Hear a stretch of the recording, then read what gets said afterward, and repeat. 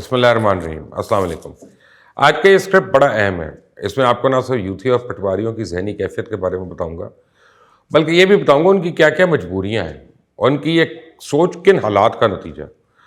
پاکستان میں سیاست کرنے والی ہر سیاسی جماعت نے اپنے سیاسی قبیلے بنائے ہوئے ہیں اور ان سیاسی قبیلوں میں ایک سیاسی جماعت کے چاہنے والوں کا رش لگا رہتا ہے. سیاستدانوں کے چاہنے والوں کی بہت سی اقسام ہوتی ہیں. کبھی یہ منچلے جنونیت کی انتہاؤں کو چھوتے ہوئے اپنے سیاسی لیڈر کی محبت میں غلط اور صحیح کے فرق کو مٹا دیتے ہیں. کبھی اپنے سیاسی لیڈر کی گئی ہر بات کا دفاع کرنے کے لیے سورج کو چراغ تک دکھا دیتے ہیں اور کبھی ذرا سا بھی اکسانے پہ دست و گریباں ہو جاتے ہیں. آج کی ویڈیو اسی کے متعلق ہے. آج کی ویڈیو میں بات کریں گے کہ پاکستان میں دو بڑی جماعتیں ہیں. تحریک انصاف اور مسلم لیگ نواز کے چاہنے والے ایک دوسرے سے مختلف کیسے ہیں؟ کس میں زیادہ سیاسی شعور ہے اور کون ٹرک کی بتی کے پیچھے لگا ہوا ہے؟ کون اپنے لیڈر کی سیاسی غلطی کو تسلیم کرتا ہے اور کون صرف اندھی تقلید کرتا ہے؟ کون ایک تصوراتی دنیا میں زندگی گزار ہے اور کون حقیقی دنیا کے فریب سے آشنا ہے؟ لیکن آگے بڑھنے سے پہلے اگر آپ نے اس چینل کو سبسکرائب نہیں کیا تو پلیز کر لیں. پٹواری پر بات کرنے سے پہلے میں آپ کو یوتھیوں کے متعلق بتانا چاہوں گا کہ وہ کن حالات کی پیداوار ہے اور پھر پٹواری کی مجبوری پہ بھی روشنی ڈالوں گا. تحریک انصاف کے 2011 کے جلسے سے پہلے پاکستان میں صرف دو بڑے سیاسی قبیلے تھے. ایک تھی پیپلز پارٹی اور دوسرا مسلم لیگ نواز. اس وقت ان سیاسی قبیلوں کے کارکنان میں حسن اختلاف، رواداری، تمیز کا کچھ حد تک خیال تھا. اگر کسی بات پر جو اختلاف ہوتا تو نوبت گالم گلوچ اور بازاری زبان استعمال کرنے تک نہیں پہنچتی تھی. ایک جگہ بیٹھ کر بگڑے ہوئے معاملات حل ہو جاتے تھے کیونکہ یہ دونوں قبیلے پہلے ایک دوسرے پہ گند اچھال کے ہر طرح کی زبان استعمال کر کے اس نتیجے پہ پہنچ چکے تھے کہ اسے سیاست تو چمک سکتی ہے لیکن نفرت اور پروپیگنڈا کی سیاست نہ صرف ملک بلکہ ان کی جماعت اور معاشرے کے لیے بھی زہر قاتل ثابت ہوتی ہے. 2011 کے جلسے اور سوشل میڈیا کے انقلاب کے بعد پاکستان میں ایک نئی سیاسی پود نے جنم لیا اور اس بعد چراغوں میں روشنی نہ رہی. یہ وہ لوگ تھے جو بدلتی دنیا کا پہلی بار تجربہ کر رہے تھے، ٹیکنالوجی کا انقلاب دیکھ رہے تھے اور پاکستان کی سیاسی تاریخ سے بالکل آشنا نہیں تھے اور روشنیوں کی دنیا کے شوقین سیاست کو شوبز کی دنیا سمجھ کر گلیمرائز کر رہے تھے. اور اس پود کا آہستہ آہستہ رجحان تحریک انصاف کی طرف ہونے لگا بلکہ تحریک انصاف بھی ثانوی حیثیت اختیار کرنے لگی. اس نسل کا جھکاؤ عمران خان کی طرف ہونے لگا اور یہ نئی نسل زندگی کی ٹھوکروں سے نہ آشنا تلوار سے امریکہ کو فتح کرنے پہ یقین رکھنے لگی. راتوں رات ملک کی تقدیر بدلنے کے خواہش مند یہ قبیلہ اپنی تمام محرومیوں کا ذمہ دار روایتی سیاستدانوں کو سمجھ کر نئے آپشنز کے پیچھے چل پڑی. اس سے پہلے پاکستانی سیاست میں سیاسی کارکن کو بگڑے ناموں سے نہیں پکارا جاتا تھا. اگر ایسا ہوتا بھی تو اس کی مثال بڑی کم تھی. اس نسل کے آتے ہی پاکستانی سیاست میں بگڑے ناموں کا ٹرینڈ عام ہو گیا. کوئی یوتھیا ہو گیا، کوئی پٹواری ہو گیا، کوئی جیالہ کہلانے لگا. اور اس سے پہلے سیاست میں نظریات بہت زیادہ اہمیت کے حامل تھے. سیاسی جماعت کے کارکن جماعت کے لیڈر سے اختلاف رکھ سکتے تھے، ان کی پالیسی پہ تنقید کر سکتے تھے. شخصیت پسندی کا رواج بہت کم تھا. سیاستدانوں کو انسان سمجھا جاتا تھا. سیاستدان ووٹ مانگنے آتے تو ان سے سوال کیا جاتا کہ وہ کس علاقے کی بہتری کے لیے کیا کام کریں گے، یا اگر آپ نے پچھلے 5 سال اسمبلی میں گزارے ہیں تو آپ نے ہمارے لیے کون سے ترقیاتی کام کیے. ہینڈسم شخصیت کی بجائے پارٹی کے منشور کو پرکھا جاتا تھا. پھر عقلی بنیادوں پہ فیصلہ کیا جاتا تھا جو چیزیں اس پارٹی کے منشور میں بتائی گئی ہیں کیا وہ حقیقت پہ مبنی ہیں، کیا ان کا حصول یقینی ہے، کیا محض خوابوں کی جنت کی سیر تو نہیں کروائی جا رہی. عمران خان کے آنے کے بعد بہت بچے کچے نظریات من و مٹی تلے دفن ہوتے چلے گئے.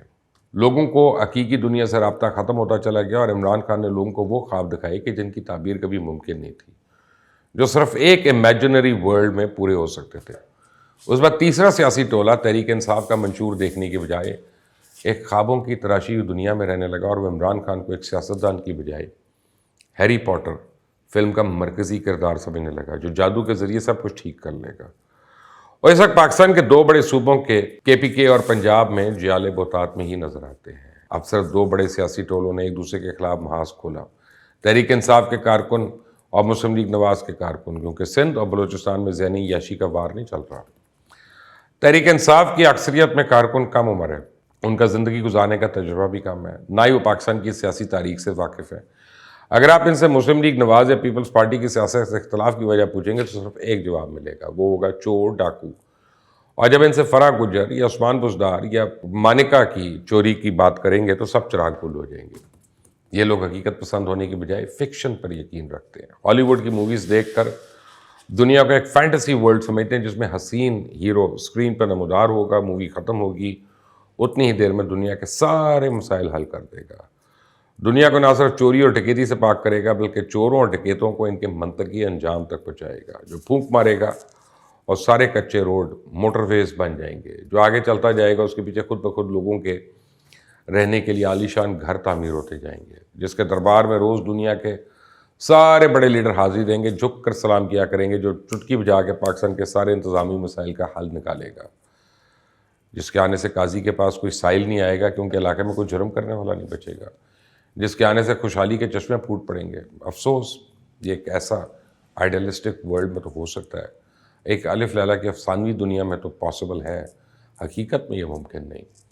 اور اگر آپ نے ایک ایسے معاشرے میں آنکھ کھولی ہے جو 2.5 کروڑ سے زیادہ بچہ اسکول ہی نہیں جاتا, جس ملک کی آدھی زیادہ آبادی کو غربت کی لکیر کے نیچے ہونے کا خدشہ ہے, جس ملک میں بچہ پیدا ہونے کے بعد جب پہلی بار سانس لیتا ہے تو لاکھوں روپے کا مقروض ہوتا ہے, جس ملک میں لاکھوں لوگ بے روزگار, کروڑوں بغیر چھت کے رہ رہے ہیں, جہاں کے لوگوں کے بنیادی مسائل ابھی صرف 2 وقت کی روٹی ہیں, جہاں لوگوں کے پاس صحت کی بنیادی سہولیات تک میسر نہیں, جہاں کسی چھوٹے سے سرکاری دفتر میں چھوٹے سے کام کے لیے آپ کو رشوت دینی پڑے, جہاں اعلیٰ تعلیم یافتہ نوجوان ڈھابوں پہ کام کریں, جہاں مزدوری کرتے وقت بوڑھا ہونے سے پہلے ہی ایک شخص کی کمر جھک جائے, ایسے ملک میں ایسے خواب صرف بیچے جا سکتے ہیں, تعبیر ممکن نہیں ہے. دوسری طرف اگر ہم مسلم لیگ نواز کے کارکنان کی بات کریں تو ان کی عمر اور زندگی گزارنے کا تجربہ تو بہت ہے. انہوں نے تقریباً پاکستان کی تمام سیاسی بڑی جماعتوں کی سیاست کو دیکھ لیا, سب کی کارکردگی کا بخوبی جائزہ لیا, سب کو آزمایا.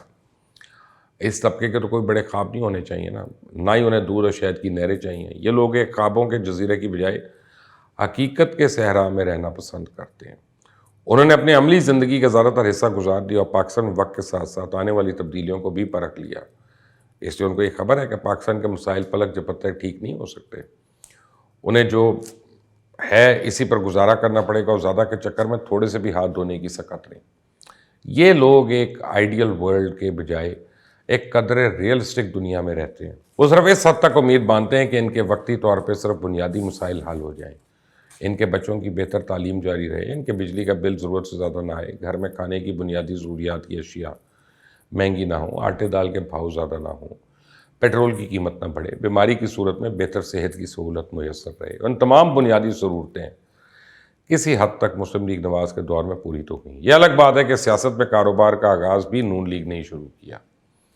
سیاست میں جنونیت بھی تحریک انصاف کے سیاسی کلچر کی پیداوار ہے, اور بات بات پہ غصے ہونا, دلیل کی بجائے ذاتی حملے, گالم گلوچ, سیاسی لیڈر کی اندھی پیروی کرنا, سیاہ کو سفید اور سفید کو سیاہ سمجھنا, یہ ساری وہ چیزیں ہیں جو تحریک انصاف کی سیاست کے بعد پروان چڑھی. لیکن جب یہ رویہ ہر سیاسی پارٹی کے پیروکار کی رگوں میں گھل گیا, آپ سوشل میڈیا کی کوئی بھی اپلیکیشن کھولیں, آپ کو صرف سیاسی بحث اور ایسی سیاسی بحث نظر آئے گی جس کا کوئی نتیجہ نہیں ہے, جس میں ایک دوسرے پہ کیچڑ اچھالا جا رہا ہوگا, جس میں دماغ کے استعمال کی بجائے جذبات سے کام لیا جا رہا ہوگا, جس میں عقل کی بجائے جنون نظر آئے گا, اور ایک ایسا جنون جو ہمارے معاشرے کی اخلاقیات کا جنازہ نکال رہا ہوگا. سوشل میڈیا سے ہٹ کر ہر گلی محلے چوراہے چوپال جہاں بھی نظر آئیں آپ کو یہی بے نتیجہ جنونیت نظر آئے گی. ہر گھر میں آپ کو یہی سیاسی بحث نظر آئے گی, اور یہی سیاسی بحث نہ جانے اب تک کتنے خونی رشتوں کو نگل چکی ہے, نہ جانے کتنے گھروں میں پھوٹ پڑ چکی ہے, نہ جانے کتنے عزیزوں کو دشمن بنا چکی ہے. کیونکہ ہم پچھلے 75 سال میں پٹواری یوتی اور جیالے تو بنتے جا رہے ہیں, لیکن ایک دفعہ بھی پاکستانی بننے کی کوشش نہیں کی ہم نے. سوچنے کی بات ہے. آئندہ تک کی اجازت دیں. اللہ حافظ.